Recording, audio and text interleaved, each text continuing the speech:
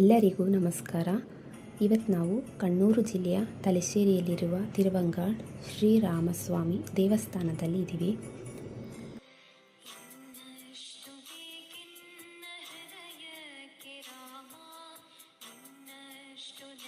ಈ ದೇವಸ್ಥಾನವು ಸುಮಾರು 2000 ವರ್ಷಗಳಷ್ಟು ಹಳೆಯದು. ಇಲ್ಲಿನ ಮುಖ್ಯ ದೇವತೆ ಶ್ರೀರಾಮನನ್ನು ಆರಾಧನೆ ಮಾಡುತ್ತಾರೆ.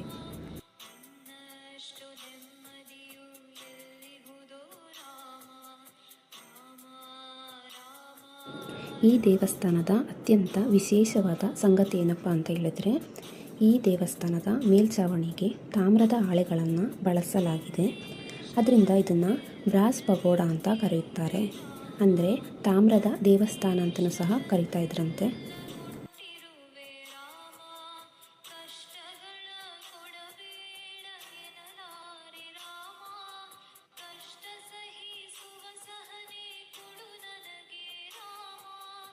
ದೇವಸ್ಥಾನದ ಮುಂಭಾಗದಲ್ಲಿ ದೊಡ್ಡ ಕೊಳ ಇದೆ. ಪ್ರಮುಖ ಆಕರ್ಷಣೆಗಳಲ್ಲಿ ಒಂದಾದ ಈ ಕೊಳ ಭಕ್ತರನ್ನು ಆಕರ್ಷಿಸುತ್ತದೆ. ಇಲ್ಲಿ ನಡೆಯುವ ಸಾಂಪ್ರದಾಯಿಕ ಆಚರಣೆಗಳು ಮತ್ತು ಉತ್ಸವಗಳು ದೇವಾಲಯದ ವಿಶೇಷತೆಯನ್ನು ಮತ್ತಷ್ಟು ಹೆಚ್ಚಿಸುತ್ತದೆ. ನೀವು ಕೇಳಕ್ಕೆ ಬಂದಾಗ ತಪ್ಪದೆ ಈ ಪವಿತ್ರ ಕ್ಷೇತ್ರಕ್ಕೆ ಭೇಟಿ ನೀಡಿ.